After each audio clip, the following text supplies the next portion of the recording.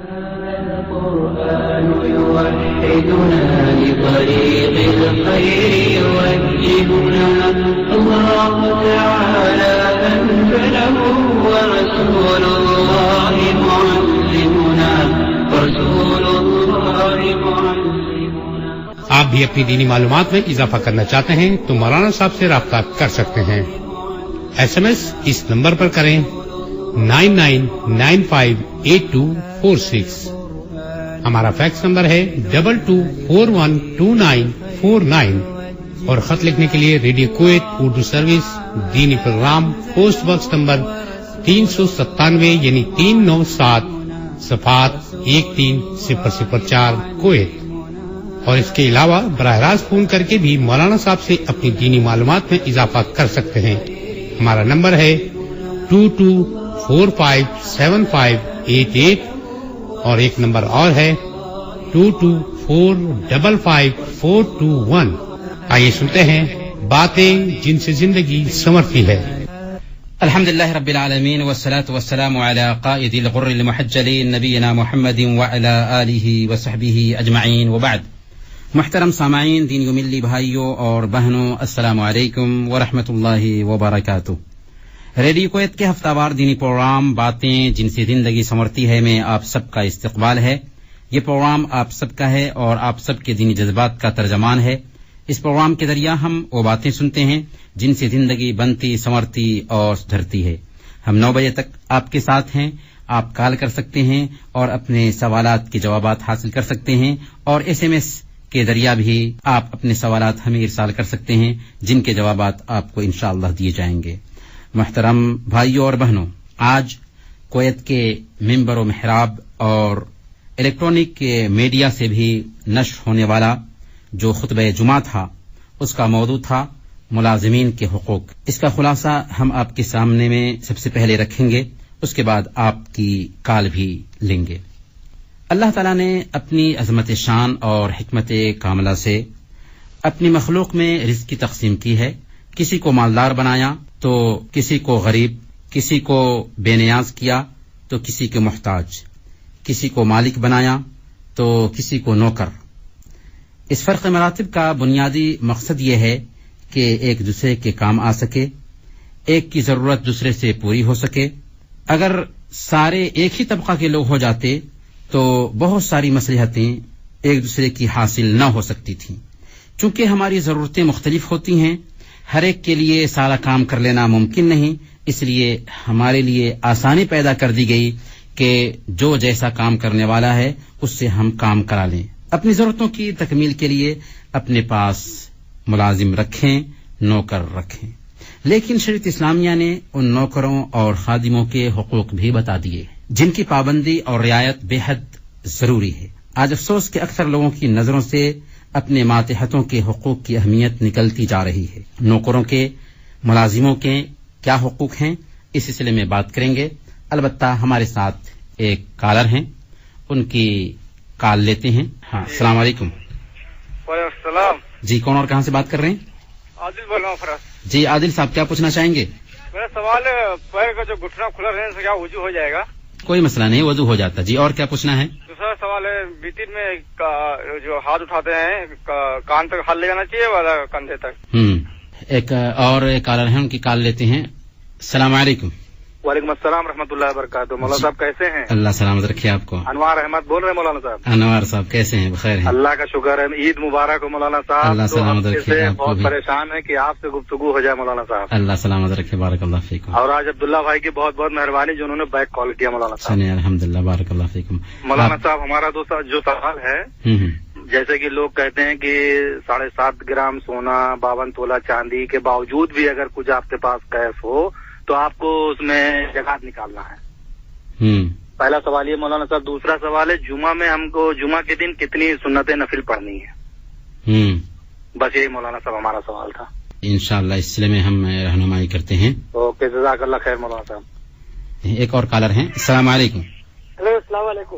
وعلیکم السلام ورحمۃ اللہ۔ کون اور کہاں سے بات کر رہے ہیں؟ میں فردوس سے وسیم بول رہا ہوں۔ جی وسیم صاحب، کیا پوچھنا چاہیں گے؟ مولانا صاحب میں پوچھنا تھا کہ ابھی اپن یعنی 5 وقت کی نماز پڑھتے ہیں، صحیح ہے؟ ابھی وہ आदमी जुम्मा की नमाज नहीं पढ़ता, बोलता मेरे पैर में दुख रहा है, ये हो रहा है। अभी मैं सुना कि 3 जुम्मा नहीं छूटना चाहिए आदमी का। जरा इसके बारे में तफसील से बता दीजिए, आपकी मेहरबानी। बहुत बहुत शुक्रिया वसीम साहब, हम इस सिलसिले में रहनुमाई करते हैं। आदिल साहब ने पूछा है कि वित्र में हाथ कहाँ तक उठाना चाहिए, कान तक या कंधे तक? वित्र की नमाज हो या आम नमाज हो, इस सिलसिले में कायदा ये है कि जब हम हाथ बांधना चाहते हैं तो हाथ को कंधे तक उठाएं या कानों की लौ तक उठाएं, दोनों की गुंजाइश है। अलबत्ता कान को पकड़ने की जरूरत नहीं है, बल्कि कानों की लौ तक या कंधे तक हाथ उठाएंगे और उसके बाद हाथ बांध लेंगे। ये कैफियत वितर में भी होगी, फर्ज नमाजों में भी होगी, नफली नमाजों में भी होगी, सुन्नतों में भी होगी। अनवार अहमद साहब ने पूछा है कि किसी ने बताया है कि सोना और चांदी के अलावा भी नकद पैसों पर ज़कात वाजिब होती है, तो क्या ये बात सही है? जी हां, ज़कात सिर्फ सोने और चांदी पर ही वाजिब नहीं होती, बल्कि जिस तरह से जमीनी पैदावार पर वाजिब होती है, जिस तरह से जानवरों पर वाजिब होती है, जिस तरह से तिजारती सामान पर वाजिब होती है, उसी तरह से सोने और चांदी के साथ साथ पैसों पर भी ज़कात वाजिब होती है। अलबत्ता पैसों पर ज़कात कैसे निकालेंगे? या तो सोना को मेयार बनाएं या चांदी को मेयार बनाएं।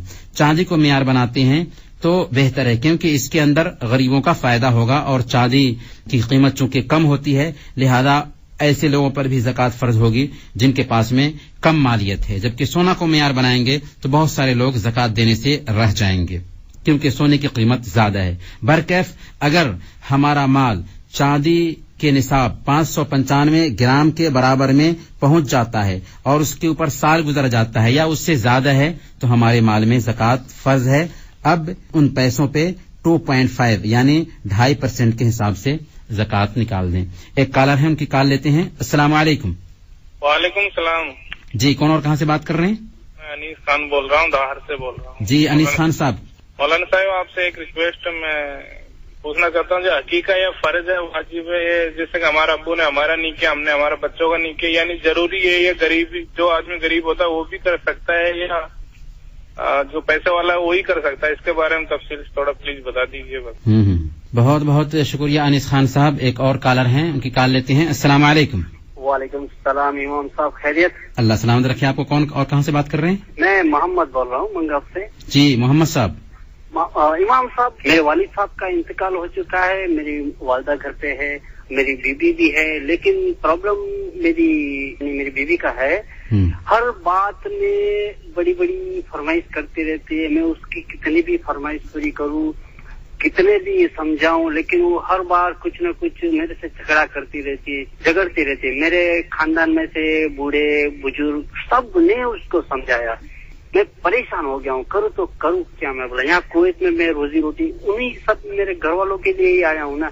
अब मसला ये है कि मैं अपनी बीबी को कैसे समझाऊं। हर इंसान ने, हर रिश्तेदार ने उसको समझाया है, लेकिन वो टच से मस नहीं होती है। बहुत बहुत शुक्रिया मोहम्मद साहब, इंशाअल्लाह हम जरूर इस सिलसिले में रहनुमाई फरमाते हैं इंशाअल्लाह। एक और कॉलर हैं। अस्सलाम वालेकुम। जी हेलो। हाँ अस्सलाम वालेकुम। जी मेरा नाम अहमद है।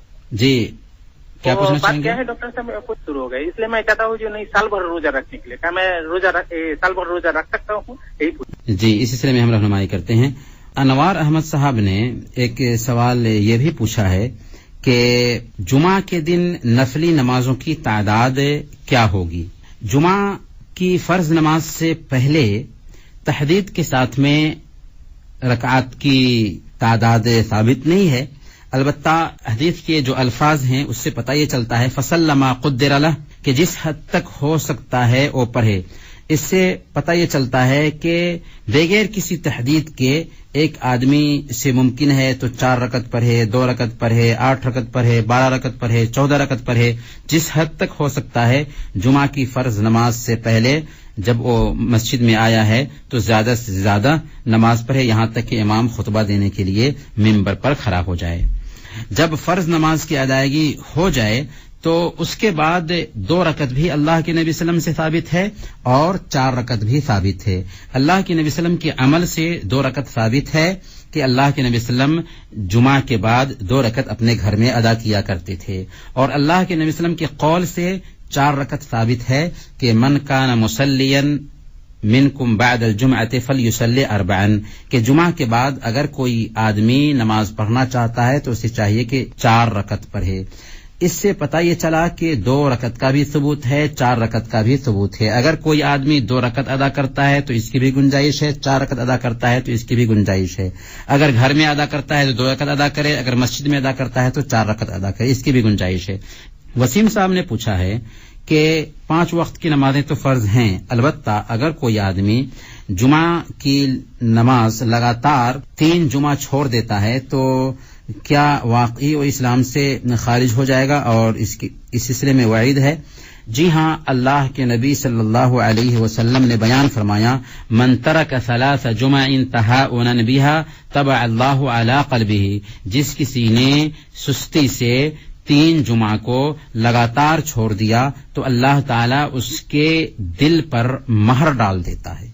اس کا مطلب یہ نہیں ہوا کہ صرف جمعہ کی نماز ہی فرض ہے اور اسی کو نہ ادا کرنے کی وجہ سے یہ حکم ہے، بلکہ 5 وقت کی نمازیں فرض ہیں، اور ایک بندہ اگر 5 وقت کی نمازیں ادا نہیں کرتا ہے اور صرف جمعہ کے دن نماز پڑھنے کے لیے جاتا ہے اور یہ سمجھتا ہے کہ میں پکا مسلمان ہوں، میں یہ کہتا ہوں کہ اس کے اسلام پر شک کیا جائے گا، کیونکہ 5 وقت کی نمازیں فرض ہیں اور یہ نماز اسلام اور کفر کے بیچ میں حد فاصل ہے. اور نماز کے تعلق سے سب سے آسان فتویٰ امام اعظم امام ابو حنیفہ رحمۃ اللہ علیہ کا ہے کہ بے نمازی کو قید کر دیا جائے، جیل میں ڈال دیا جائے اور اس وقت تک آزاد نہ کیا جائے جب تک کہ نماز پڑھنا شروع نہ کرے. اس سے آپ سمجھ سکتے ہیں کہ سب سے آسان فتویٰ اگر یہ ہو تو 5 وقت کی نمازیں نہ پڑھنے والوں کا کیا حال ہوگا. لہذا 5 وقت کی نمازیں ہی پڑھنا ہے، اور اس کے ساتھ ساتھ اور بھی نمازیں ہیں جس میں جمعہ کی نماز آتی ہے. اور جمعہ کی نماز کے بارے میں یہ بات بالکل طے ہے کہ جو آدمی لگاتار 3 جمعہ کو چھوڑ دیتا ہے اللہ تعالیٰ اس کے دل پر مہر ڈال دیتا ہے، یعنی اب خیر کی باتیں اس کے اوپر کوئی اثر نہیں کر سکتی. انیس صاحب نے پوچھا ہے کہ عقیقہ کیا فرض ہے یا واجب ہے؟ اگر کوئی غریب آدمی ہے تو کیا اس کے لیے بھی عقیقہ کرنا ضروری ہے؟ اگر ہمارے ماں باپ نے بچپن میں ہماری طرف سے عقیقہ نہیں کیا ہے تو اس کا کیا حکم ہوگا؟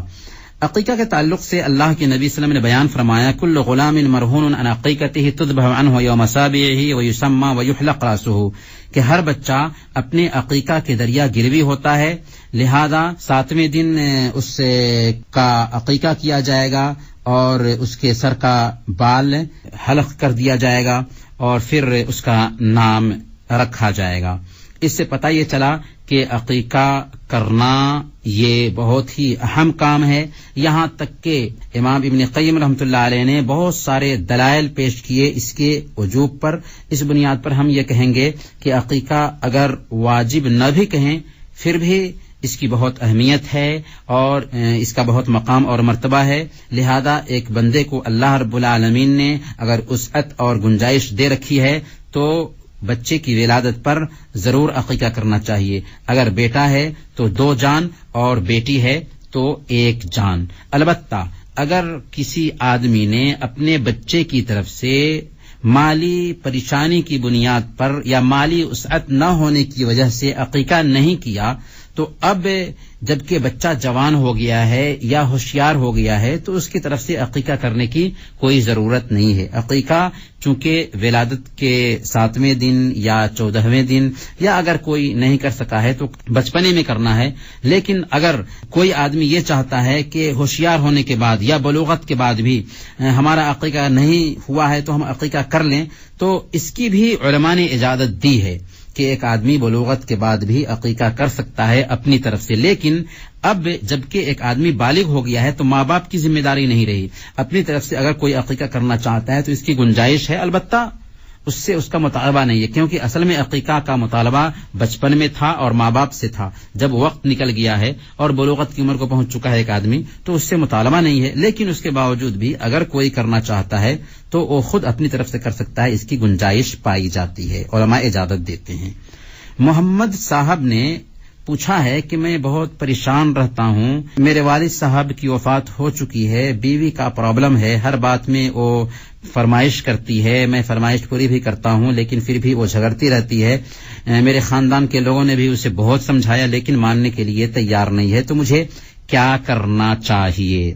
سب سے پہلے ہم یہ عرض کریں گے کہ اللہ رب العالمین نے مرد کی طبیعت الگ رکھی ہے اور عورت کی طبیعت الگ رکھی ہے، اور عورتوں کے اندر ایک خاص بات یہ ہے کہ ٹیڑھاپن پایا جاتا ہے.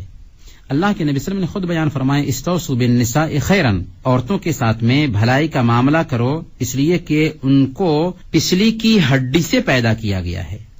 تو عورت کو اللہ رب العالمین نے ایک مقصد کے تحت پیدا کیا ہے اور ان کے اندر فطری طور پر ٹیڑھاپن رکھا گیا ہے، اور یہ عورت کے لیے کوئی عیب کی بات نہیں ہے، بلکہ اس سے جو کام لینا ہے اس کام کی بنیاد پر نزاکت ان کے اندر رکھی گئی ہے، اور گھر کا کام اور اسی طرح سے بچوں کی تربیت، اس لیے نزاکت کی ضرورت بھی تھی. فطری طور پر اللہ رب العالمین نے عورت کو ایسا پیدا کیا ہے، لہذا مرد کو چاہیے کہ اس فطری جذبہ جو ہے اس کا خیال رکھے اور عورتوں کے ساتھ میں ویسے ہی معاملہ کرے جو اس کی فطرت ہے. اللہ کے نبی صلی اللہ علیہ وسلم نے ہمیں اس کا طریقہ بھی بتا دیا کہ لا یفرق مؤمن مؤمنۃ ان کرہ منها خلقا رضی منها آخر، کہ کوئی مومنہ بیوی کو مبغوض نہ ٹھہرائے، اس سے جلن نہ رکھے، کیونکہ اگر اس کی کوئی ایک عادت اسے پسند نہیں ہے تو بہت ساری ایسی عادتیں ہوں گی جو اس کو پسند ہوں گی.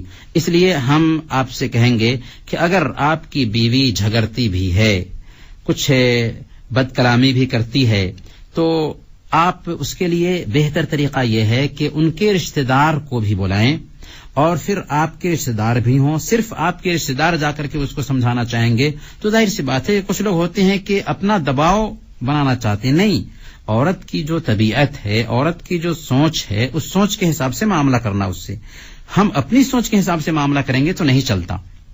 لہذا آپ ان کے جذبات کو سمجھ سکتے ہیں، ان کے گھر کی عورتیں ہیں ان کو بھی بلائیں، ان کے گھر کے مرد ہیں ان کو بلائیں، اور آپس میں صلح صفائی کرنے کی کوشش کریں. اور جذبات کو اگر ہم ٹھیس پہنچائیں گے نا تو اختلافات پیدا ہوتے ہی ہیں. کبھی کبھی گھر میں عام طور پر جو اختلافات ہوتے ہیں جذبات کو ٹھیس پہنچانے کی وجہ سے.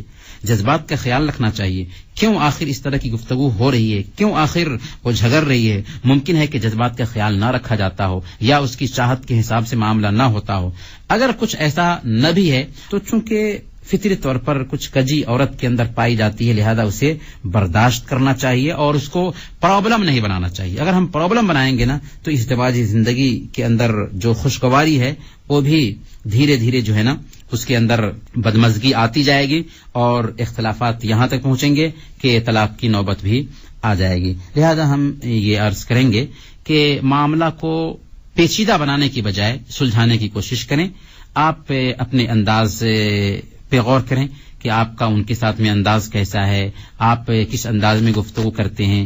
کبھی کبھی انداز بھی ہمارا اچھا نہیں ہوتا جس کی وجہ سے بھی اختلافات ہوتے ہیں. تو ہر اعتبار سے عورت کے جذبات کا خیال کریں گے تو میں سمجھتا ہوں کہ مسئلہ انشاءاللہ حل ہو جائے گا. ایک ساتھی نے پوچھا ہے کہ مجھے پیٹ وغیرہ کی بیماری کی شکایت رہتی ہے، کیا ہمیشہ ہم سال بھر روزہ رکھ سکتے ہیں؟ اللہ کے نبی صلی اللہ علیہ وسلم نے ہمیں وصال سے منع کیا ہے، اور وصال یہ ہے کہ ہمیشہ لگاتار روزہ ہی رکھا جائے.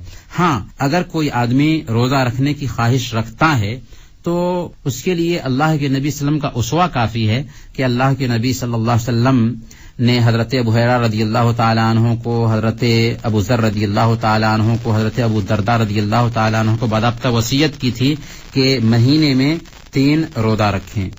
اور اللہ کے نبی صلی اللہ علیہ وسلم سوموار اور جمعرات کے روزے رکھتے تھے، اسی طرح سے ایام بیض کے روزوں کا بھی اہتمام کرتے تھے. لہذا ہم اللہ کے نبی صلی اللہ علیہ وسلم کے اسوہ کو اپناتے ہوئے ان روزوں کا اہتمام کرتے ہیں، تو یہی بہت کچھ ہے.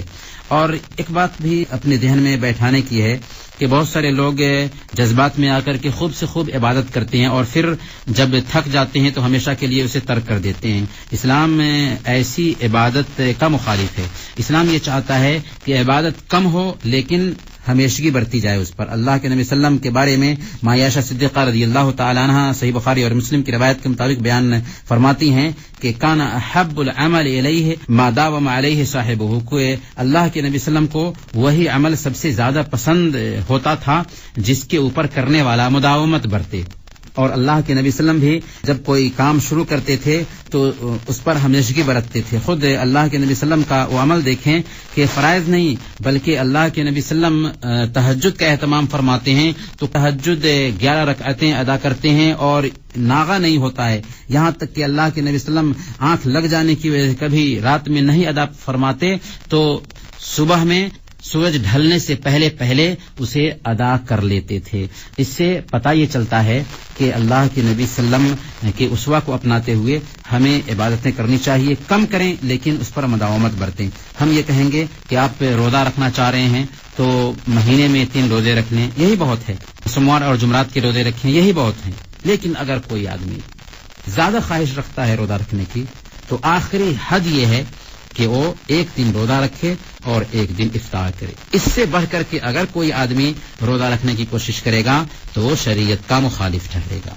اور اللہ کے نبی صلی اللہ علیہ وسلم نے بیان فرمایا من رغب عن سنتی فلیس منی، جو کوئی میری سنت سے اعراض کرے گا وہ ہم میں سے نہیں ہے. محترم بھائیو، ہم گفتگو کر رہے تھے ملازمین کے حقوق کے تعلق سے.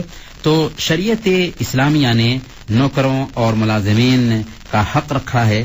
اس حق کی پاسداری ہم سب کو کرنی چاہیے. صحیح بخاری کی روایت ہے اللہ کے رسول صلی اللہ علیہ وسلم نے بیان فرمایا کہ 3 طرح کے لوگ ایسے ہیں جن کا میں کل قیامت کے دن حریف ہوں گا. ان میں سے ایک ہے وہ رجل استاجر اجیرا فاستوفى منه ولم يوفه اجرا، ایسا آدمی جس نے کسی کو مزدوری پر رکھا، اس سے کام تو مکمل لیا لیکن اس کا حق ادا نہ کیا.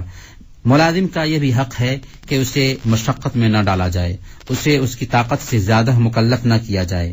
اگر کسی ایسے کام کا مکلف کیا تو اس میں اس کی مدد کرے، اور اگر کسی طرح سے کوتاہی کیا ہے تو ضرورت سے زیادہ اس کو ملامت نہ کرے، عتاب نہ کرے، نرمی کا معاملہ کرے، کیونکہ نرمی ہر معاملے میں مطلوب ہے اور ہمارے لیے اللہ کے نبی صلی اللہ علیہ وسلم کی زندگی میں آئیڈیل اور نمونہ ہے.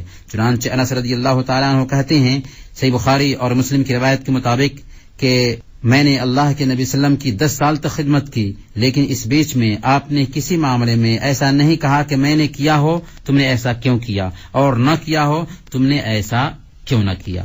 اور بخاری مسلم کی ایک روایت ہے معرور بن سوید رحمہ اللہ کہتے ہیں کہ میری ملاقات ابو ذر رضی اللہ تعالی عنہ سے مقام ربضہ میں ہوئی.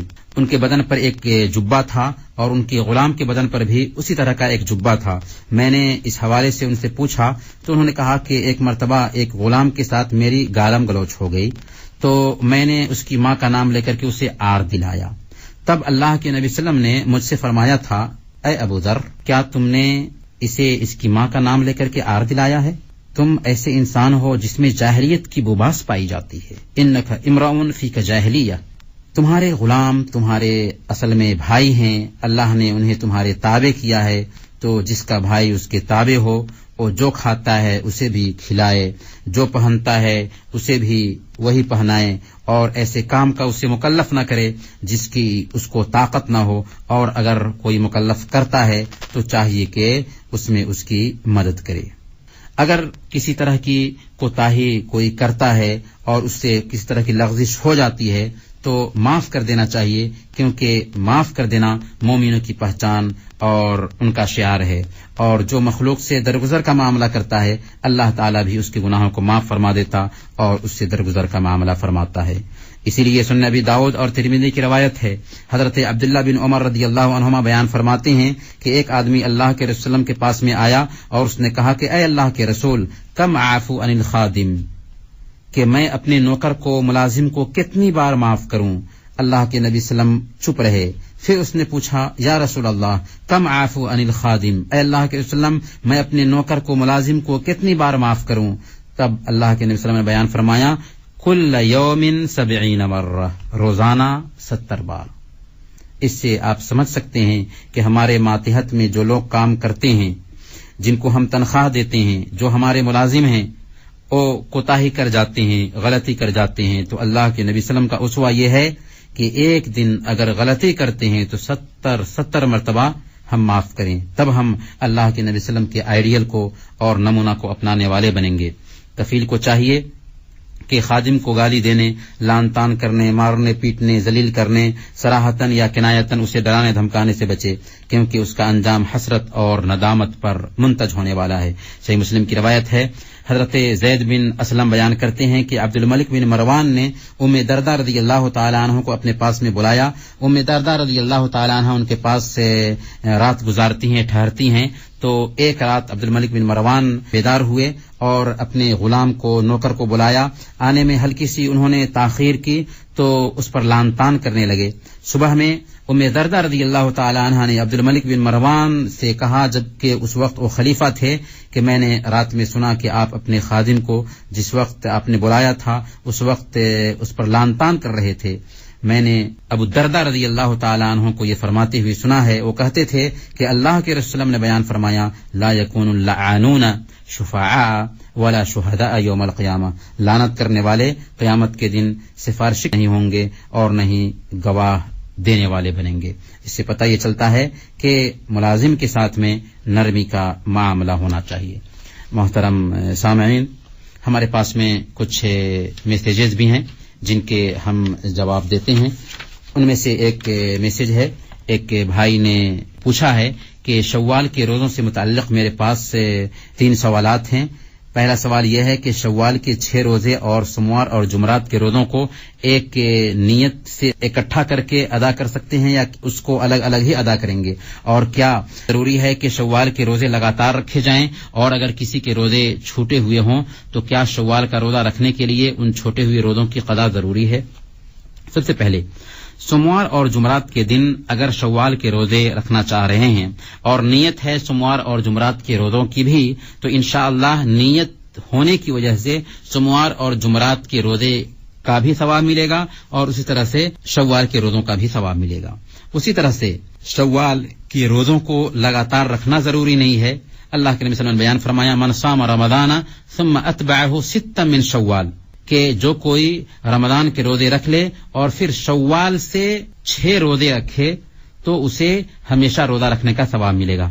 इस नाहिया से शव्वाल के रोजे लगातार रखना जरूरी नहीं है। अगर कोई आदमी रखता है तो अच्छी बात है, लेकिन लगातार रखना कोई कायदा नहीं है। शव्वाल के महीने में 6 रोजे रख लिए जाएं, चाहे नागा करके रखें या लगातार रखें। उसी तरह से अगर किसी के छूटे हुए रोजे हों तो बेहतर तो यही है कि छूटे हुए रोजों की क़ज़ा पहले कर लें, क्योंकि हदीस के अंदर सराहत के साथ में अल्लाह के नबी सल्लल्लाहु अलैहि वसल्लम ने बयान फरमाया कि जो रमजान के रोजे रख ले और एक आदमी जिसके रोजे छूटे हुए हैं उसने अब तक रमजान के रोजे को मुकम्मल नहीं किया है, लिहाजा बेहतर और अफजल यही है कि रमजान के रोजे मुकम्मल कर लिए जाएं, छूटे हुए रोजे मुकम्मल कर लिए जाएं, उसके बाद शव्वाल के रोजों का एहतमाम किया जाए। लेकिन उसके बावजूद ऐसा भी नहीं कहा जाएगा कि ये कोई कायदा कुल्लिया है, बगैर रमजान के रोजे मुकम्मल किए हुए शव्वाल के रोजे रखे ही नहीं जा सकते, क्योंकि दूसरी हदीस में आता है, माया सिद्दीक़ा रज़ियल्लाहु ताला अन्हा कहती हैं कि हम अपने रमजान के छूटे हुए रोजों को शाबान में ही अदा कर पाते थे। इससे पता ये चला कि शव्वाल के रोजे वो भी रखती रही होंगी।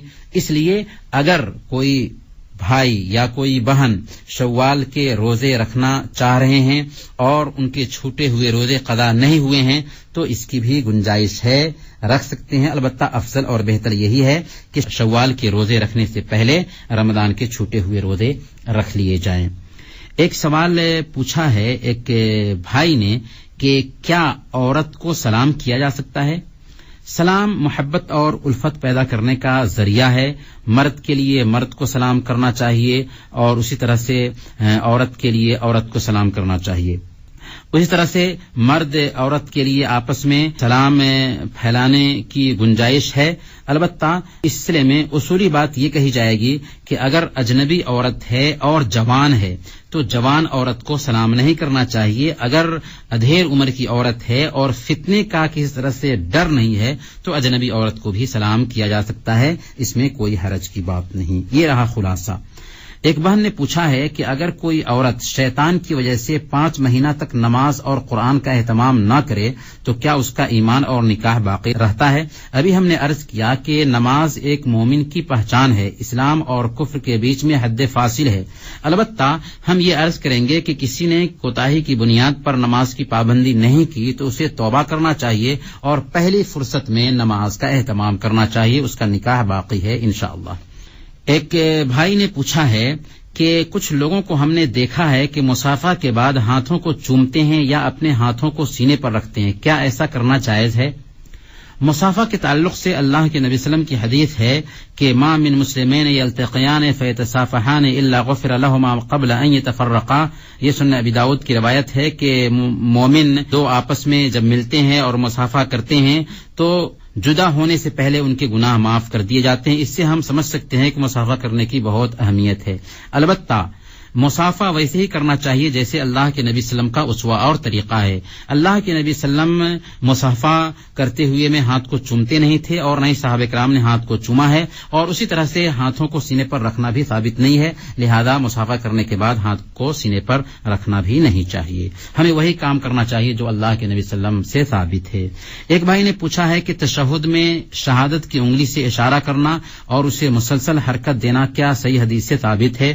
جی ہاں، اگر کوئی آدمی تشہد میں صرف اشارہ کرتا ہے یا کوئی آدمی مسلسل حرکت دیتا ہے، دونوں طریقہ ثابت ہے حدیث سے. لہذا دونوں میں سے کوئی ایک طریقہ اختیار کرے. کسی ایک طریقہ کو ہم افضل نہیں کہہ سکتے. البتہ کچھ لوگ یہ جو کہتے ہیں کہ عام طور پر دیکھتے ہیں کسی کو انگلی سے بار بار اشارہ کرتے ہوئے تو اسے غلط سمجھتے ہیں. غلط نہیں سمجھنا چاہیے. سنن نسائی کی حدیث ہے، وائل بن حجر کی حدیث ہے. وہ بیان کرتے ہیں کہ ثم رفع عصبه فرأيته يحركها يدعو بها، کہ اللہ کے نبی صلی اللہ علیہ وسلم نے اپنی انگلی کو اٹھائی اور میں نے دیکھا کہ اسے حرکت دے رہے تھے اور دعا کر رہے تھے.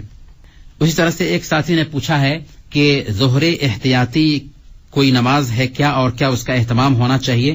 ظہر احتیاطی وہ نماز ہے جسے کچھ لوگ نہ سمجھنے کی وجہ سے جمعہ کے بعد ادا کرتے ہیں، حالانکہ اسلام میں احتیاط کی گنجائش نہیں ہے، یقین کے ساتھ میں عبادت کی جاتی ہے. لہذا نہ جاننے کی وجہ سے ایسا کچھ لوگ کرتے ہوں گے. حقیقت میں ظہر کی نماز کی جگہ پر جمعہ کی نماز ہے. لہذا جمعہ کی نماز اگر ہم نے ادا کر لیا ہے تو ظہر کی نماز کا چونکہ جمعہ کی نماز یہ متبادل ہے، اس لیے الگ سے ظہر کی نماز ادا کرنے کی ضرورت نہیں ہے. ایک ساتھی نے پوچھا ہے کہ وضو سیدھے ہاتھ سے کرنا چاہیے یا الٹے ہاتھ سے؟ غالباً سیدھے یا الٹے ہاتھ سے یہ مراد دایاں یا بایاں طرف لے رہے ہیں. ہر شرف اور بزرگی کے کام کے تعلق سے شرعی طریقہ یہ ہے کہ دائیں طرف سے کرنا چاہیے، اور اگر شرعی یا کوئی شرف کے کام کے علاوہ دوسرا کام ہے تو اسے بائیں ہاتھ سے کرنا چاہیے. ماں عائشہ صدیقہ رضی اللہ تعالیٰ عنہ بیان فرماتی ہیں کہ اللہ کے نبی صلی اللہ علیہ وسلم طہارت اور کھانے وغیرہ کے لیے دائیں ہاتھ کا استعمال کرتے تھے اور بائیں ہاتھ کا استعمال بیت الخلاء وغیرہ میں گندگی وغیرہ صاف کرنے کے لیے استعمال کرتے تھے. محترم سامعین، ہمارا وقت ہوا چاہتا ہے، انہی چند کلمات کے ساتھ میں ہم بس کرتے ہیں. اللہ رب العالمین سے دعا کرتے ہیں کہ اللہ تعالی ہم سب کے ساتھ میں خیر کا معاملہ فرمائے. وصلی اللہ علی نبینا محمد وعلی آلہ وصحبہ اجمعین. هذا القرآن يوحدنا لطريق الخير يوجهنا الله تعالى أنزله ورسول الله معلمنا. ریڈیو کویت کی اردو سیاست سے ابھی آپ سن رہے تھے دینی پروگرام باتیں جن سے زندگی سنورتی ہے.